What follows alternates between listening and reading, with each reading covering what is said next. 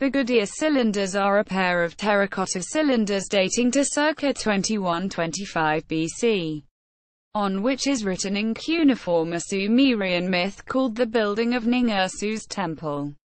The cylinders were made by Gudea, the ruler of Lagash, and were found in 1877 during excavations at Telloh, ancient Girsu, Iraq, and are now displayed in the Louvre in Paris, France. They are the largest cuneiform cylinders yet discovered and contain the longest known text written in the Sumerian language. Compilation. Discovery. The cylinders were found in a drain by Ernest de Sarzeau under the Ininu temple complex at Telloh, the ancient ruins of the Sumerian holy city of Girsu. During the first season of excavations in 1877, they were found next to a building known as the Agarin, where a brick pillar, pictured, was found containing an inscription describing its construction by Gudea within an Innu during the Second Dynasty of Lagash. The Agarin was described on the pillar as a place of judgment, or mercy seat, and it is thought that the cylinders were either kept there or elsewhere in the Innu. They are thought to have fallen into the drain during the destruction of Girsu generations later.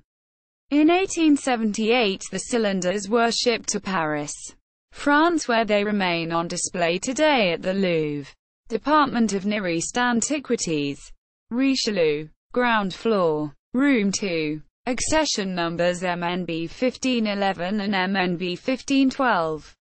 Description. The two cylinders were labeled A and B, with A being 61 cm high with a diameter of 32 cm and B being 56 cm with a diameter of 33 cm. The cylinders were hollow with perforations in the center for mounting. These were originally found with clay plugs filling the holes, and the cylinders themselves filled with an unknown type of plaster. The clay shells of the cylinders are approximately 2.5 to 3 centimeters thick. Both cylinders were cracked and in need of restoration, and the Louvre still holds 12 cylinder fragments, some of which can be used to restore a section of cylinder B. Cylinder A contains 30 columns and cylinder B 24. These columns are divided into between 16 and 35 cases per column, containing between 1 and 6 lines per case.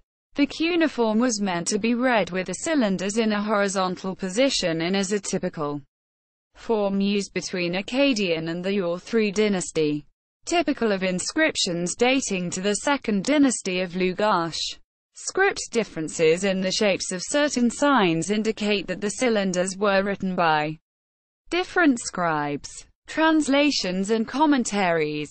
Detailed reproductions of the cylinders were made by de Sarzeau in his excavation reports, which are still used in modern times. The first translation and transliteration was published by François Throdangin in 1905. Another edition, with a notable concordance, was published by Ira Morris Price in 1927. Further translations were made by Monsieur Lambert and R. Tournay in 1948, Adam Falkenstein in 1953, Giorgio Castellino in 1977, Thorkild Jacobson in 1987, and Dietz Otto Edzard in 1997. The latest translation by the Electronic Text Corpus of Sumerian Literature, ETCSL, project was provided by Joachim Kreacher with legacy material from Hermann Behrens and Bram Jagersma. Samuel Noah Kramer also published a detailed commentary in 1966, and in 1988, Herbert Soren proposed that the text of the cylinders comprised a ritual play enactment, a pageant that was performed during yearly temple dedication festivities, and that certain sections of both cylinders narrate the script and give the ritual order of events of a 7-day festival. This proposition was met with limited acceptance. Composition. Interpretation of the text faces substantial limitations for modern scholars. who are not the intended recipients of the information and do not share a common knowledge of the ancient world and the background behind the literature. Irene Winter points out that understanding the story demands the viewer's prior knowledge and correct identification of the scene, a process of matching, rather than reading, of imagery itself. Quay Narrative. The hero of the story is Gudea, statue pictured, king of the city-state of Lagash at the end of the 3rd millennium BC. A large quantity of sculpted and inscribed artifacts have survived pertaining to his reconstruction and dedication of the Ininu. The Temple of Ningursu, the patron deity of Lagash. These include foundation nails, pictured, building plans, pictured, and pictorial accounts sculpted on limestone stele. The temple, Ininu, was a formidable complex of buildings, likely including the Ipa, Kasura and Sanctuary of Bawa among others. There are no substantial architectural remains of Gudea's buildings, so the text is the best record of his achievements. Cylinder X. Some fragments of another Gudea inscription were found that could not be pieced together with the two in the Louvre. This has led some scholars to suggest that there was a missing cylinder preceding the text recovered. It has been argued that the two cylinders present a balanced and complete literary with a line at the end of cylinder A having been suggested by Falkenstein to mark the middle of the composition. This colophon has however also been suggested to mark the cylinder itself as the middle one in a group of three. The opening of cylinder A also shows similarities to the openings of other myths, with the destinies of heaven and earth being determined. Various conjectures have been made regarding the supposed contents of an initial cylinder. Victor Hurowitz suggested it may have contained an introductory hymn praising Ningursu and Lagash.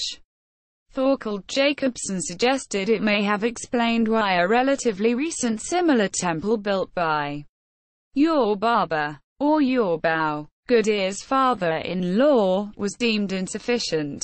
Cylinder A. Cylinder A opens on a day in the distant past when destinies were determined with Enlil, the highest god in the Sumerian pantheon, in session with the divine council and looking with admiration at his son Ningursu, another name for Ninurta, and his city, Lagash. Ningursu responds that his governor will build a temple dedicated to great accomplishments.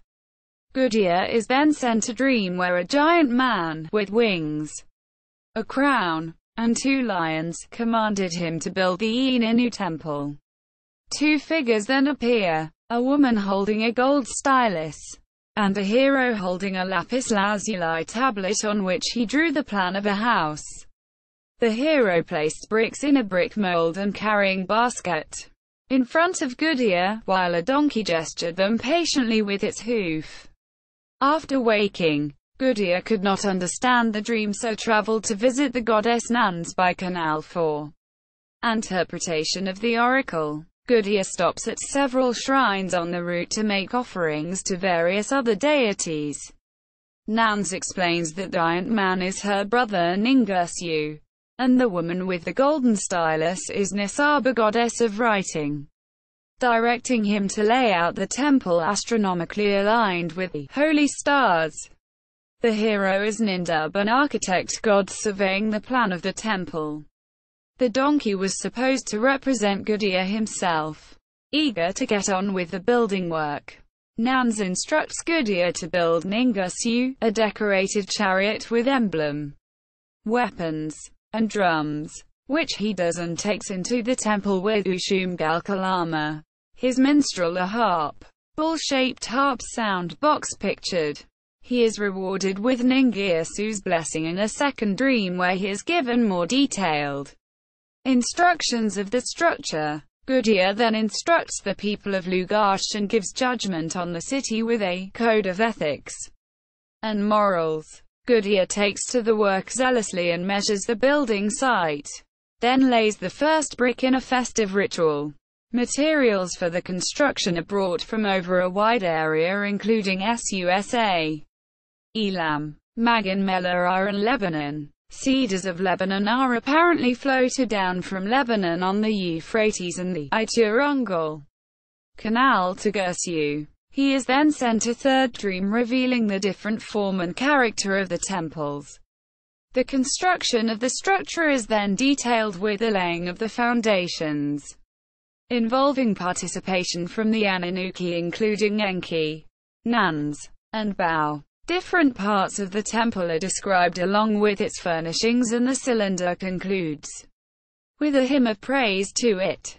Lines 738 to 758 to describe the house being finished with cool, and a type of plaster from the Eden Canal. Thorkild Jacobson considered this Eden Canal referred to an unidentified desert canal, which he considered probably refers to an abandoned canal bed that had filled with the characteristic purplish dune sand still seen in southern Iraq. Cylinder B. The second cylinder begins with a narrative hymn starting with a prayer to the Anunnaki. Gudea then announces the house ready for the accommodation of Ningursu and his wife Bao. Food and drink are prepared. Incense is lit and a ceremony is organized to welcome the gods into the home.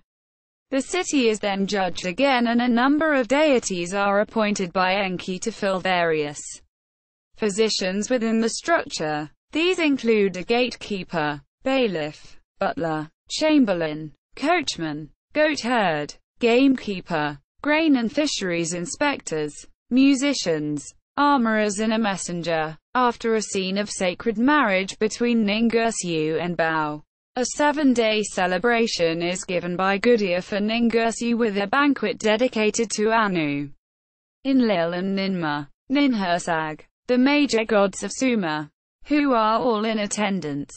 The text closes with lines of praise for Ningursu and the Ininu temple. The building of Ningursu's temple. The modern name for the myth contained on both cylinders is the building of Ningursu's temple. Ningursu was associated with the yearly spring rains, a force essential to early irrigation agriculture.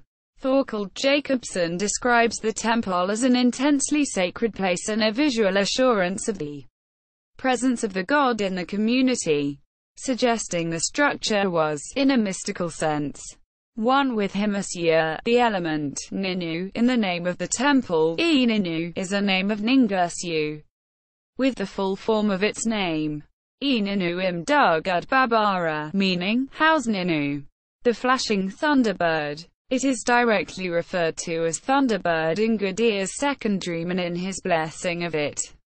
Later use, preceded by the Kesh temple hymn. The Gudea cylinders are one of the first ritual temple building stories ever recorded.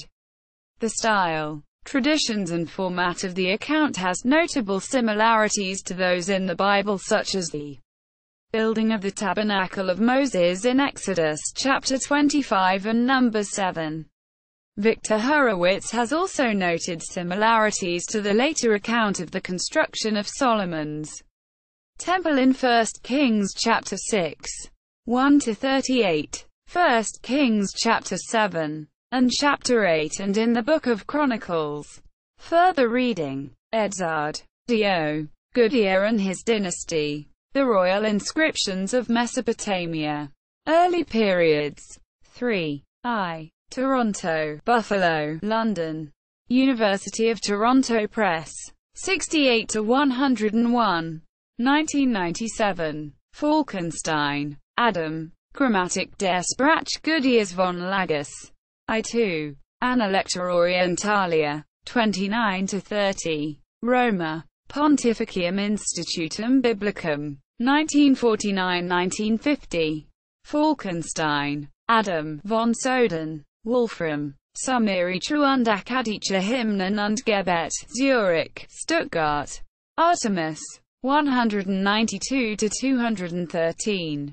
1953. Jacobson, Th. The Harps That Once. Sumerian Poetry and Translation. New Haven, London. Yale University Press. 386 to 444. 1987. Suter. C.E. Gudea's Vermeintliche Segnungen der Zininu. Zeitschrift für Assyriologie 87. 1-10. Partial source transliteration. Partial translation. Commentaries. 1997. Witzel. Monsieur. Gudea. Inscriptions. Statue AAL. Cylindri A and B. Roma. Pontifico Istituto Biblico. Fol. 8-141. 1932. See also. Media related to Gudea cylinders at Wikimedia Commons. Sumerian literature. Babylonian literature. Atrahasis. Sumerian creation myth. Deluge. Mythology. Gilgamesh flood myth. The Garden of Eden. Barton cylinder. Debate between sheep and grain. Debate between bird and fish. Debate between winter and summer. Enlil and Ninlil. Self-praise of Shulgi.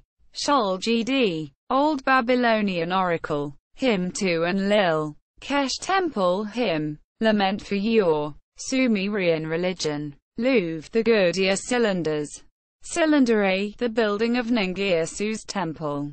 Black. J.A. Cunningham. G. Robson. E. and Zoliami. G. The Electronic Text Corpus of Sumerian Literature.